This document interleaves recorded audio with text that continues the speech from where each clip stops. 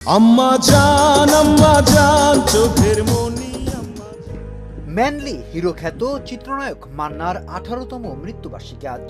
2008 সালে 17 ফেব্রুয়ারি হৃদরোগে আক্রান্ত হয়ে তিনি রাজধানীর একটি হাসপাতালে শেষ নিঃশ্বাস ত্যাগ করেন।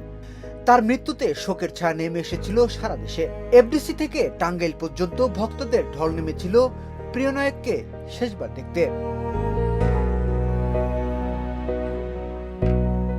মৃত্যুর আগে তিনি ছিলেন চলচ্চিত্র শিল্পী সমিতির সাধারণ সম্পাদক। অভিনয় ও প্রযোজনার ব্যস্ততার মাঝেও হয়ে উঠেছিলেন আরো বিনয়ী ও আন্তরিক। সাংবাদিকদের সঙ্গেও গড়ে তোলেন ঘনিষ্ঠ সম্পর্ক।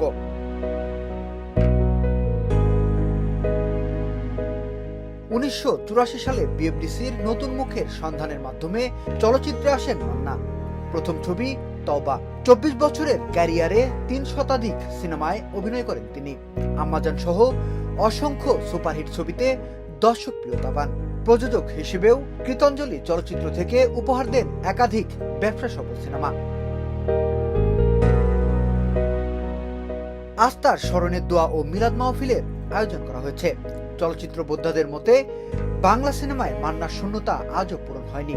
তিনি চিরকাল কিংবদন্তি হয়েই থাকবেন। বিনোদন ডেস্ক, শোবিজ 24।